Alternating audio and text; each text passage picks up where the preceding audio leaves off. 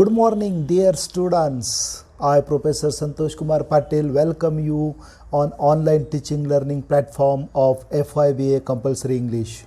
प्रिय विद्यार्थी मित्रांनो, तुम्हाला माहिती असेल की 20 ऑक्टोबरपासून आपलं महाविद्यालय अत्यंत नियमितपणे सुरू झालेले आहेत. क्लासेस नियमितपणे सुरू झालेले आहेत. पण दुर्दैवाने आपल्याकडे महाराष्ट्रामध्ये गेल्या 1 महिन्यापासून एसटींचा संप सुरू आहे. अनेक विद्यार्थ्यांना इच्छा असूनही महाविद्यालयाला रेग्युलर येता येत नाही.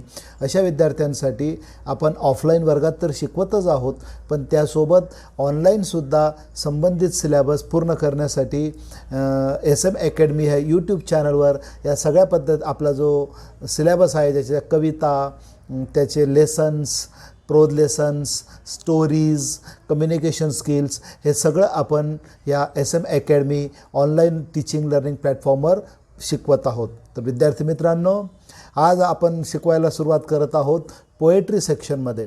तुम्हाला माहिती असेल, for the first semester we have 2 poetry for syllabus. One is by Rabindranath Tagore and another is by Christiana Rossetti of Phil, and the present poem Where the Mind is Without a Fear by Rabindranath Tagore. So let's learn the poem Where the Mind is Without a Fear. Before to turn to the poem, it's very essential to know, to understand about the writer. Writer Rabindranath Tagore आपल्या डोळ्यासमोर आलं तर आपल्यासमोर साधारणतः त्यांची एक अशी image येते.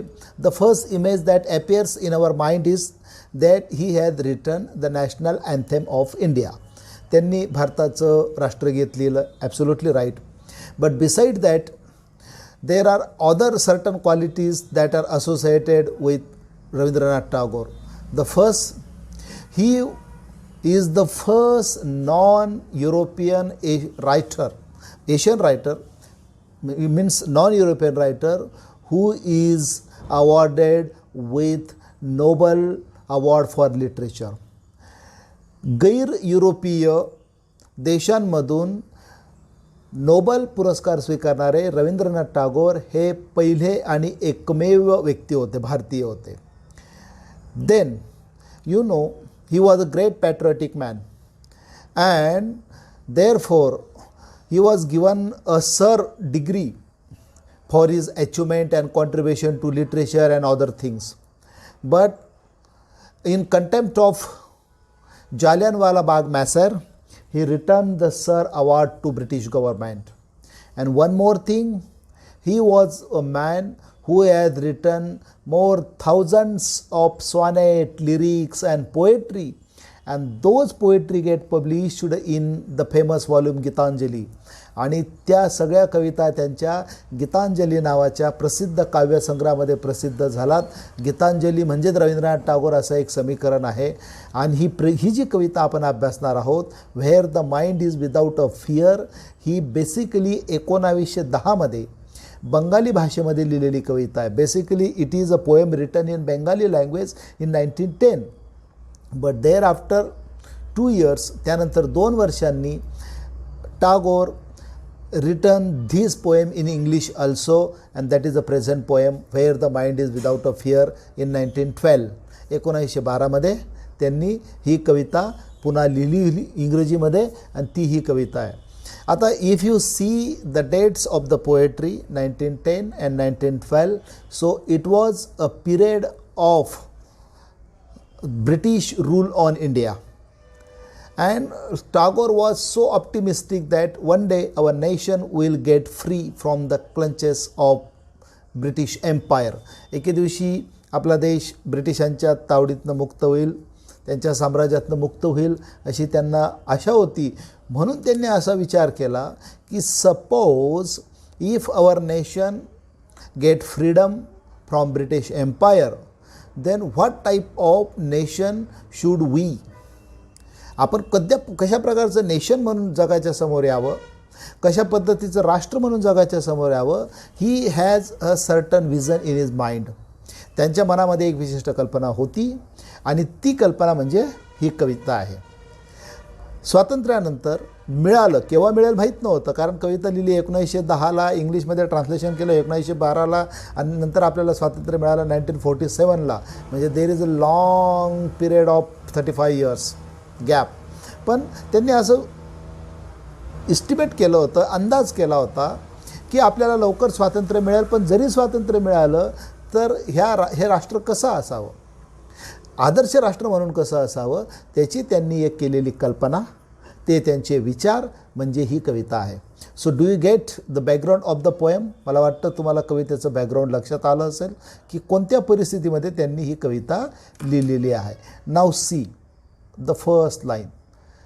असा भारत असा असेल जेव्हा तो स्वतंत्र होईल तेव्हा, व्हेअर जिथे द माइंड मनामध्ये इज विदाऊट च्या शिवाय फिअर भीती.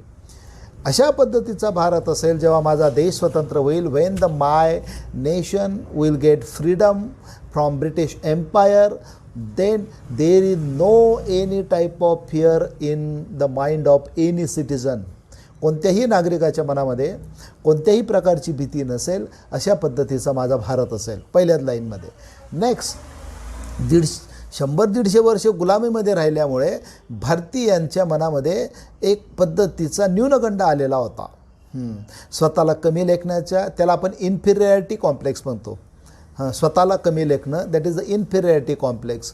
पण भारताला स्वातंत्र्य मिळाल्यानंतर there is no inferiority complex, there will equality in society. समाजामध्ये स्वातंत्र्य असेल, समता असेल, बंधुत्व असेल, म्हणून and the head is held high. Head म्हणजे आपलं डोकं, हेल्ड म्हणजे उंचावणे, हाय म्हणजे उंच, आणि हेल्ड म्हणजे धरणे, तर इथे उंचावणे. प्रत्येकाला आपली मान अभिमानाने उंचावीशी अशी वाटेल, कुणालाही आपली मान खाली घालावीशी अशी वाटणार नाही. There is no any discrimination among the people. लोकांमध्ये कोणत्या पद्धतीचा भेदभाव राहणार नाही, असं स्वप्न, अशा पद्धती कल्पना रवींद्रनाथ टागोर यांनी स्वातंत्र्यानंतरच्या भारतासाठी केलेली आहे.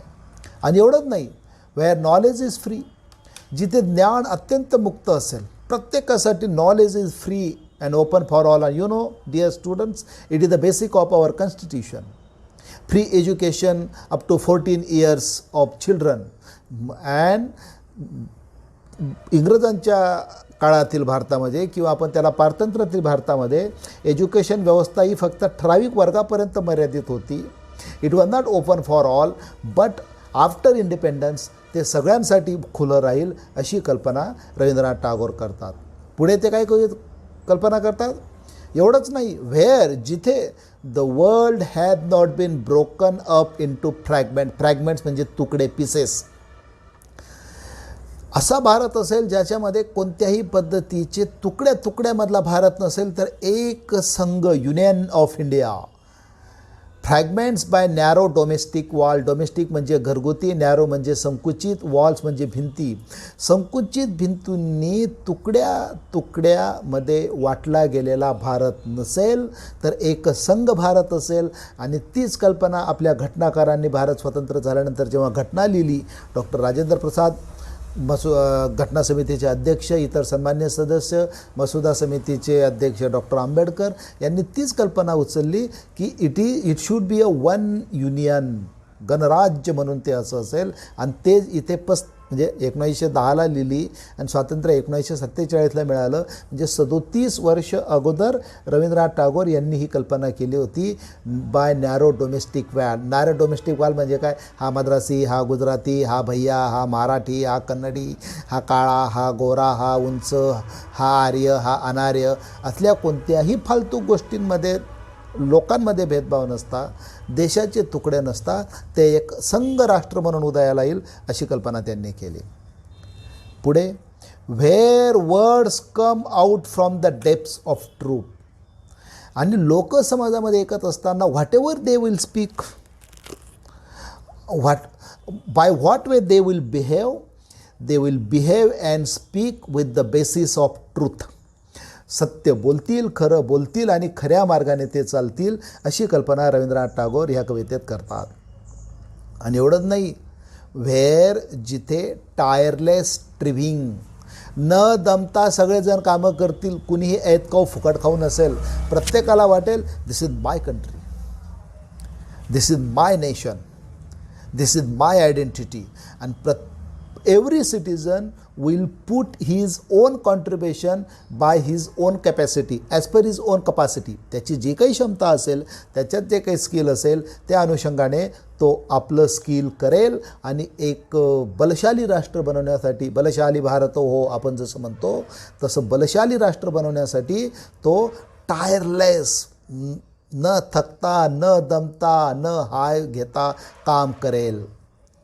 कशासाठी? स्ट्रेचेस इट्स आर्म, आपली बाहू ते सरसावेल, आपले हात ते सरसावेल, आपले मनगट तो सरसावेल. कशासाठी? Towards perfection. हे राष्ट्र परफेक्ट बनून उदयाला यावं, हे राष्ट्र एक बलशाली राष्ट्र बनून उदयाला यावं म्हणून तो आपले बाहू सरसावेल. He will put his power, his skill, his knowledge for the nation. He will use all his potential ability for the nation.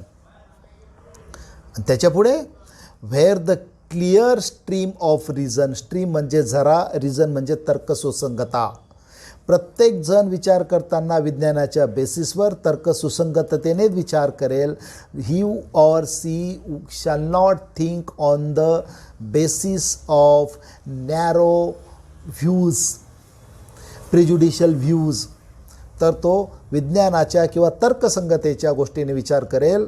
असा स्वातंत्र्यानंतरचा भारत रवींद्रनाथ टागोर या कवितेमध्ये पाहतात. आणि हॅज नॉट लॉस्ट, तो स्वतःला गमावणार नाही. Its way into the, कुठे गमावणार नाही? ड्रेरी, ड्रेरी म्हणजे dull, monotonous, bore. Desert, sand of dead habit. आता इथं डेड हॅबिट म्हणजे काय? मेलेल्या हॅबिट नाही, तर सम सुपरस्टिशन्स, रॉंग हॅबिट्स, उच्च नीच, काळा गोरा, अंधश्रद्धा ज्या ज्या काही असतील, या सगळ्या अंधश्रद्धा, सतीप्रथा असेल, बालविवाह असेल, हलाला असेल, 3 तलाक असेल, अशा कोणत्याही कुप्रथांमध्ये, बॅड हॅबिटमध्ये, डेड हॅबिटमध्ये हा भारतीय समाज राहणार नाही, तर एकसंघ म्हणून काम करेल. जे जे विज्ञानवादी असेल ते स्वीकारेल. And that is the basic fundamental of our constitution also. Our constitution has adopted scientific approach among the citizens of India, and that is expected by Rabindranath Tagore 37 years ago in the year of 1910, when there was no any sign of getting freedom from the British Empire, but he had a strong faith, strong belief in his mind that one day my nation will get free from British Empire, and therefore he imagines about new India that after independence. Then he said that where the mind is forward by thee into ever winding thought and action. तर स्वातंत्र्याचं ever winding, सदा नेहमी मोठा मोठा होत जाणारा, आपली विचारांची क्षितिजे रुंदावत जाणारा. The horizons of thinking and thought, broad mind, depth, knowledge will get widened day by day. Thought and action, माणसाची कृती आणि विचार हे दोघं असे वाढत जातील. संकुचितपणा मनामध्ये जो आहे, envy about each other, hate among the people, among the classes, among the races, among the caste, creed, religion, that will get lost. And by learning, by education, his thoughts and actions will get widened day by day. दिवसादिवस ते वाढत जातील. कशामध्ये? into that heaven of freedom. and स्वातंत्र्याच्या किंवा अभिव्यक्ती स्वातंत्र्याच्या स्वर्गामध्ये. and you know, under the section 90 of Indian Constitution, we have got the right to express, freedom of expression. अभिव्यक्ती स्वातंत्र्य मिळालेलं आहे, पण त्याचा अनेकदा दुरुपयोग केला जातो. त्या 19च्या खाली 19(1)(a)(b) पण आहे, सब्जेक्ट 2. आपल्याला असं कोणतंही अभिव्यक्ती स्वातंत्र्य नाही ज्याच्यामधून समाजाला, सामाजिक एकतेला, राष्ट्राला, एकसंघतेला बाधा पोचेल. that any our action, thought, freedom, expression of thought that is contrary or dangerous to the unity, harmony among the society, unity of the nation, anti-nation, anti-social. Such type of freedom, such type of expression of freedom is not allowed in the Constitution of India. But you know, nowadays most of the people read or interpret the Constitution of India as per their own choice, as per their own way. No, we have got the freedom of expression in the Indian Constitution. No, it is subject to something, and that is subject to something what I have already earlier said. But he said that Rabindranath Tagore imagines a society, imagines an India after freedom where it is a heaven of freedom. My father means he is praying. Actually, this poem is a prayer. It is a prayer to God. He is praying to God, God Almighty, or any God to whom one believes or one not believes, whatever it may be. So he prays to God. He prays to Almighty. He prays to Jesus, Allah, Bhagwan, as it is a multi-religious society in India. Let me country awake. My country awake means that let my country awake and try to get a freedom from the British Empire, grip of British Empire that are exploiting economically, socially, culturally this rich nation. So म्हणजे काय थोडक्यामध्ये रवींद्रनाथ टागोरांना या कवितेमधून असं म्हणायचं विद्यार्थी मित्रांनो की माझा देश स्वतंत्र झाल्यानंतर असा आयडियल देश असला पाहिजे, असा एक आदर्श देश असला पाहिजे ज्याच्यामध्ये एज्युकेशन फ्री, धर्म, जात, पंथ कशामध्ये कोणता भेदभाव नाही, समानता असेल, अभिव्यक्ती स्वातंत्र्य असेल, सब्जेक्ट टू पण असेल, जिथे कोणत्याही अंधश्रद्धा नसतील, डेड हॅबिट नसतील, तर तिथे विज्ञानवादाचा पुरस्कार असेल, रॅशनलचा पुरस्कार असेल, असा भारत रवींद्रनाथ टागोर ह्या कवितेमध्ये पाहतात. म्हणून कवितेचं टायटल आहे व्हेअर, असा भारत मला हवा आहे, द माइंड, मन विदाऊटच्या शिवाय फिअर. तर dear student, I think that you might have understood the poem in detail line by line. आपण हा सगळा वर्गामध्ये प्रत्यक्षात शिकवत असताना कवी लाईन टू लाईन बाय शिकलेलो आहेत, त्याचे एक्सरसाइज पण केलेले आहेत, ते आपण ऑनलाईनसुद्धा करण्याचा प्रयत्न करणार आहोत.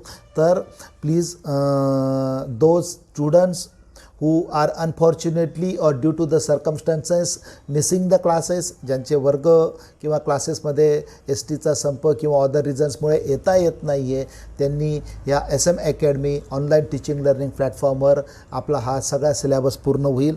ऑफलाईन आणि ऑनलाईन दोघं मार्गांनी पूर्ण होईल. ऑफलाईन तर वर्गात पूर्ण होतोच आहेत, नियमित तासिका होतच आहेत, पण ऑनलाईनसुद्धा सगळा सिलेबस पूर्ण केला जाईल. ज्याला जसं सोयीचं असेल तसं त्याने ते अभ्यासायचं आहे. पण it is my humble request that please try to attend the classes offline in college, because the college is running very regularly and smoothly from 20 September. Okay, so dear students, I am very thankful to you for joining me here, or please join those who have missed it. I will post this online teaching video on my SM Academy YouTube channel. त्याच्यासोबतच आपण प्रत्येक FYचे group बनवलेले आहेत, A-B डिव्हिजनचे. ज्या ज्या विद्यार्थ्यांकडे smartphone आहे त्यांनी शेजार त्यांचा नंबर दिलेला आहे, असा सगळ्या व्हॉट्सअप ग्रुपवर हा आपला व्हिडिओ टाकला जाईल. तो तुम्ही पाहावा, तुमच्या सोयीने नेटवर्कच्या माध्यमातून एकदा नाही दोनदा पाहावा, समजत नाही तोपर्यंत पाहावा, आणि याच्यावरच आपल्याला ऑब्जेक्टिव्ह प्रश्नपत्र येईल. So dear students, thank you for watching the video and learning the poetry section, the first poetry where the mind is without a fear. In the next lecture आपण याच्यावरचे सगळे objective exercise, grammar exercise, communication skill exercise ह्या series of लेक्चरमध्ये शिकणार आहोत. So thank you for watching the SM Academy.